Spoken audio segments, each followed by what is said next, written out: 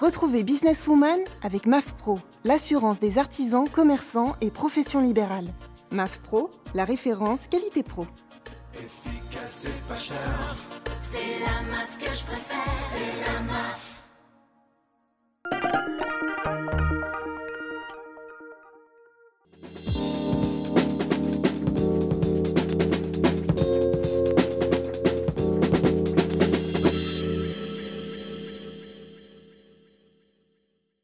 Bonjour à toutes et à tous et bienvenue dans votre émission. Vous le savez, dans Businesswoman, on parle de femmes, de sujets qui vous touchent, de problématiques que vous rencontrez dans vos vies d'entrepreneurs, d'idées et d'initiatives pour vous aider.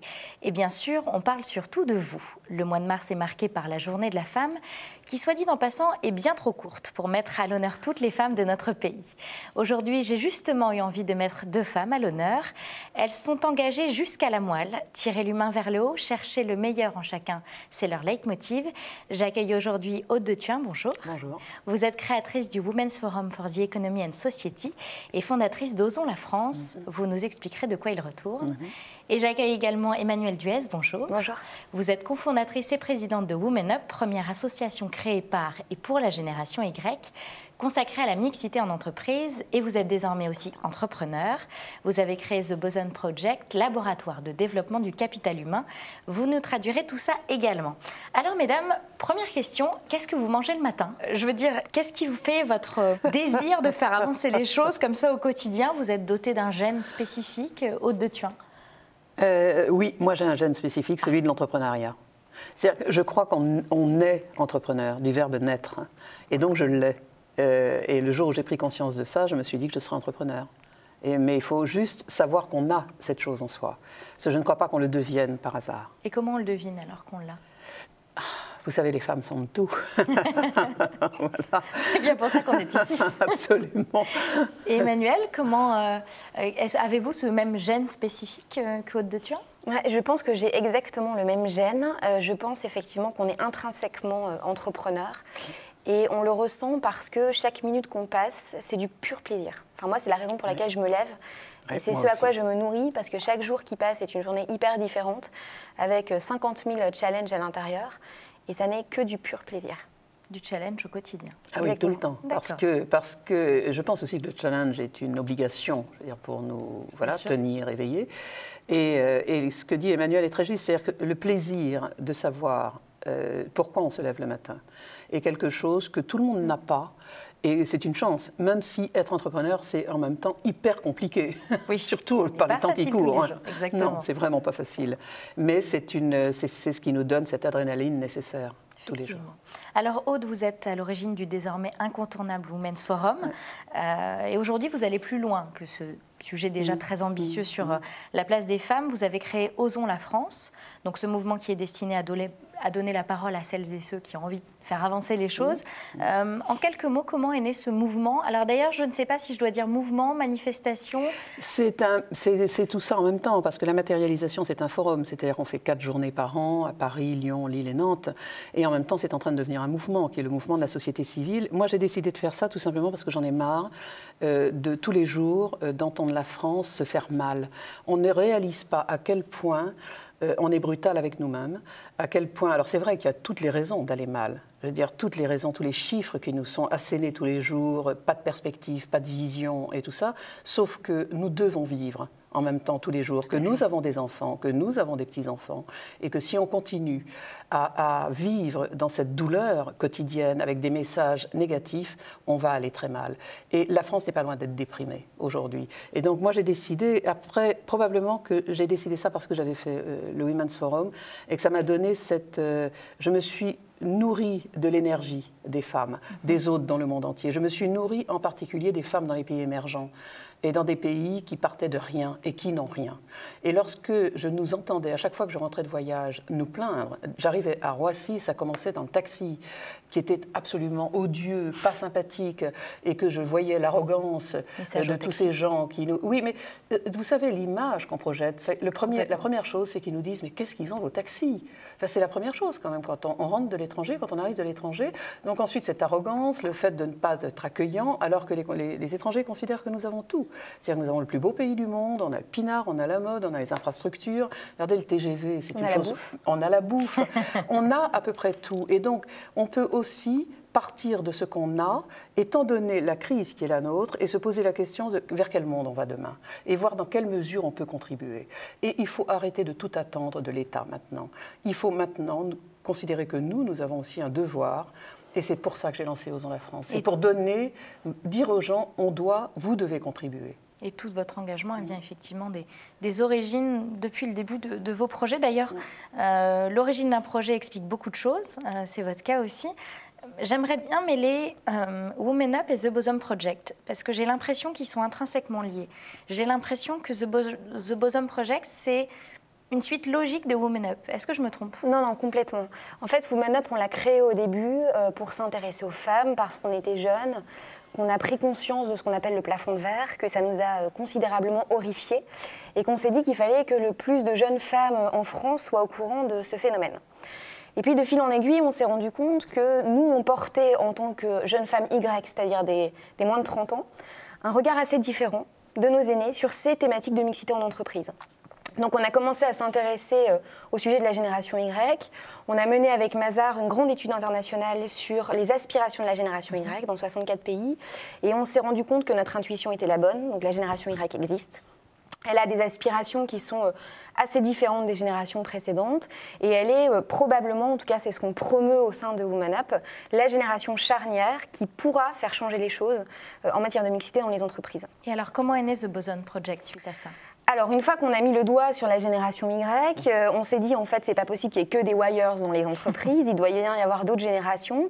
Donc, on a commencé un cycle de rencontres à la découverte des autres générations d'entreprises. On a découvert les X, qui sont la génération des managers aujourd'hui, qui sont coincés entre des seniors qui les assènent d'objectifs et des Y tout feu tout flamme qui ont des aspirations assez 68ardes finalement, qui les dérangent un petit peu. Et puis ensuite, on a découvert les seniors, et là, c'était plutôt dramatique. On s'est rendu compte qu'on était seniors à 40 ans, ce qui est quand même terrible. C'est effrayant. Qu'à 40 ans, on est dans beaucoup d'entreprises dans un placard, alors qu'à 40 ans, on est encore plein de dynamisme, plein de vie. À 60 aussi. À 60 aussi. D'ailleurs, on a mis le doigt sur une population très spéciale qui s'appelle les papy grecs et les mamies grecques. Ce sont des seniors à l'esprit frais. Je pense que Aude est une mamie grecque en chef. J'ai l'impression que ça vous parle, effectivement. Ah oui, moi, je suis une mutante. Moi, j'ai décidé de créer Osons la France à 60 ans. Parce que c'est à ce moment-là que je suis sortie du Women's Forum. Donc, ce que tu dis est très juste. C'est-à-dire qu'à un moment, une fois de plus, c'est une question de nature et non pas d'âge. Et il faut arrêter de nous enfermer. Voilà, dans des... Et alors justement, j'ai l'impression que dans votre nature, vous avez plus d'un point commun toutes les deux. J'en retiendrai deux en particulier. Aude, vous avez évoqué dans une précédente interview avec mes consoeurs de France Info voir les choses finies, c'est-à-dire les imaginer pour mieux les construire. Ouais. Et Emmanuel, c'est aussi votre façon d'entreprendre, c'est ce que j'ai pu lire par exemple sur le site de The Bosom Project, dessiner demain, anticiper. D'après vous deux, c'est indispensable dans vos projets? J'ai l'impression que c'est quelque chose qui revient beaucoup, Aude. Ah oui, c'est-à-dire que si vous savez où vous voulez arriver, vous êtes obligé de vous projeter. Or, quand on crée une entreprise, c'est avec un objectif très précis. Et donc, cette projection, on a cette vision. Un entrepreneur, de toute façon, est visionnaire. C'est la base. S'il n'est pas visionnaire, il ne faut surtout pas qu'il soit entrepreneur, parce qu'il va se planter au bout d'un mois. Parce que la vision, il doit la porter, mais il doit aussi la transmettre à ses collaborateurs, il doit la transmettre à son banquier pour aller chercher de l'argent, il doit la transmettre à tous les gens, tous ses fournisseurs, tous ses clients. Et donc, ça, c'est la première chose. Et une vision est aboutit à quelque chose. Et donc, oui, moi j'arrive dans un lieu, par exemple, je relance l'Art du Jardin, donc je vais au Grand Palais et je vois le Grand Palais fini. C'est-à-dire que je sais maintenant, fin mai, comment il sera. Et tout mon travail consistera à faire, alors avec tous les à côté, parce que la vie n'est pas linéaire, et heureusement, parce que si elle l'était, ce serait terriblement ennuyeux pour que ce soit pour Emmanuel comme pour moi. Il y a des gens qui adorent ce côté linéaire de la vie, ceux-là ne seront jamais entrepreneurs. Et puis, il y a les autres, et je fais partie de ces autres, c'est oui, je vois les choses finies. Mais quand j'ai installé une maison en Normandie, j'ai acheté une ruine, et j'en ai pas fait un château, mais je l'ai vu fini. Est-ce que c'est ça aussi, quelque part, être optimiste, c'est se challenger tous les jours, c'est avancer? Est-ce que c'est aussi une façon d'anticiper les choses, d'être optimiste? Est-ce que c'est peut-être lié? Emmanuel? L'optimisme, en fait, c'est la base de Women Up et The Boson Project. Vous parliez du futur tout à l'heure. Nous, c'est plus qu'un process, c'est-à-dire c'est même pas qu'on imagine le futur, c'est qu'on propose aux entreprises d'écrire le futur. Encore plus que ça, parce que finalement, on ne croit pas vraiment au déterminisme et au destin. On pense que chacun est maître de son destin. Et donc, on propose aux entreprises, comme à nous-mêmes d'ailleurs, d'écrire de quoi demain sera fait. Et l'optimisme, oui, je pense que c'est super important, surtout en contexte de crise. Nous, on est super optimistes parce qu'on est jeunes et qu'on pense qu'on a le pouvoir de changer les choses. Alors, c'est peut-être un petit peu idéaliste, qui ne l'est pas à 25 ans. Mais en l'occurrence, je pense que la génération Y est la première génération totalement globalisée. C'est la première génération mondiale. Ça n'a aucun sens de parler de génération française ou génération américaine. C'est une génération qui a les clés de compréhension d'un monde en mutation. Et c'est une génération qui a le pouvoir de poser des grands messages sur la table et d'agir. Il y a plein de mouvements qui le montrent. Hein. Les indignés, c'est un mouvement. Les pigeons, c'est un mouvement. Les Anonymous, c'est un pigeon. C'est un pigeon. La presse révélateur. Ça n'est pas idéaliste pour vous. Et moi, je n'aime pas les indignés. C'est le sujet en plus en ce moment, puisqu'évidemment, avec le départ de... Moi, les indignés, le livre Indignez-vous a été à l'origine aussi, entre autres, hein, du Forum Osons la France. Hein, parce que je pense que s'indigner, c'est juste plat. C'est-à-dire que c'est facile de s'indigner, mais il faut agir. Alors justement, un autre mot revient dans votre vocabulaire de femme engagée. Aude, ça a donné le nom de votre mouvement Osons la France et le livre que vous avez écrit aussi. Emmanuel, j'ai vu que c'était aussi un mot très présent dans votre vocabulaire, c'est le mot oser. Dites-moi ce que ça veut dire pour vous, parce que c'est un verbe qu'on connaît bien, c'est un verbe d'action. Qu'est-ce que vous voulez faire passer comme message toutes les deux en disant oser, Emmanuel? Nous, dans l'entreprise qu'on vient de créer, il y a une valeur qui est très forte qui s'appelle Sky is the limit.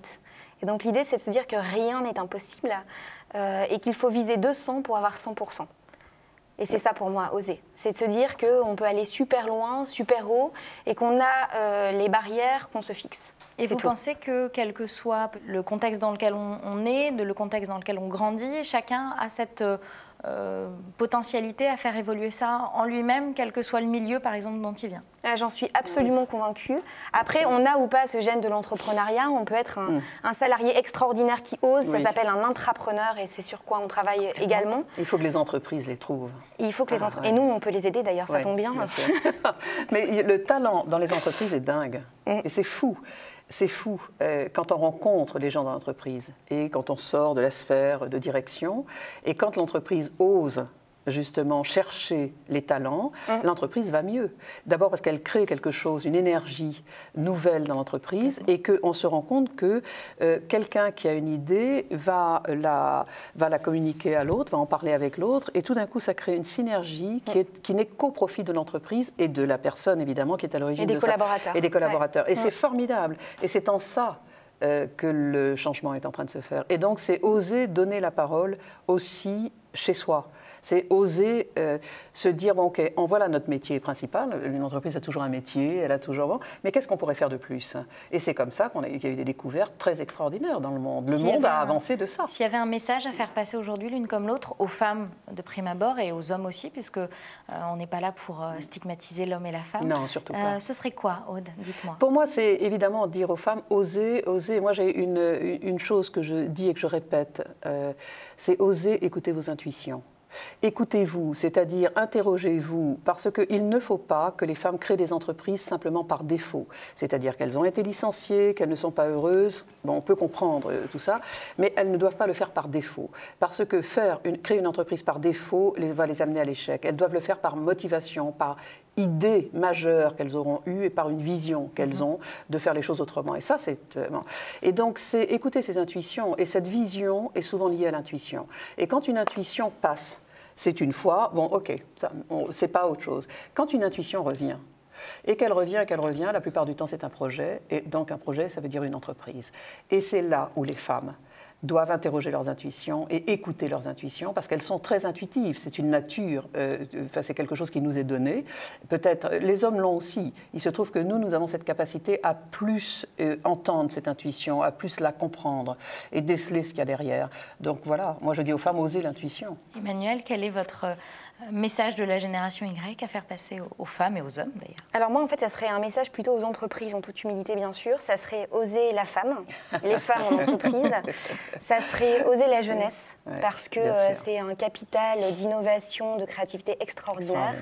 Et de manière plus générale, oser les collaborateurs, oser le capital humain, oser se rendre compte que finalement ce capital est la base de la performance de tous les actifs de l'entreprise et que c'est comme plein de petits bosons particules élémentaires de l'univers, plein de petits bosons ultra créatifs qui sont capables de transformer des entreprises de l'intérieur. Donc osons le capital humain. Oser. Moi, il y a une chose, parce que vous faites cette émission à l'occasion, le mois de mars, c'est Journée de la femme. Osons peut-être pas arrêter cette journée de la femme, parce qu'il vaudrait mieux faire une journée du géranium en pot. Je pense que ce serait plus utile pour les géraniums. Mais c'est osons d'arrêter de cliver comme ça et de faire pourquoi une journée de la femme et il y a 364 jours pour les hommes. Enfin, qu'est-ce que ça veut dire? Donc à un moment, ça veut dire se poser des questions fondamentales. Donc je pense que cette journée de la femme est bien sûr nécessaire parce que ça permet de mettre le point sur pas mal de choses et de faire ressortir des choses. Mais en même temps, c'est un terrible danger que de faire une journée de la femme, parce que les femmes, c'est tous les jours. Et donc, pourquoi se limiter? Pourquoi focaliser l'intérêt et où toute la lumière sur une journée pour les femmes? Et ce sera certainement le mot de la fin et peut-être un prochain projet pour vous, lancer l'année de la femme, peut-être, on ne sait pas. Ou la journée de l'homme. Ou la journée de l'homme, je pense. Merci à toutes les deux. Ça fait du bien de recevoir des femmes aussi pétillantes. Les coordonnées complètes de vos sites internet respectifs sont à retrouver sur wedobiz.com et demain.fr dans la rubrique Business Woman. Quant à moi, je vous retrouve très vite. Merci à toutes les deux. Merci. Au revoir. Merci.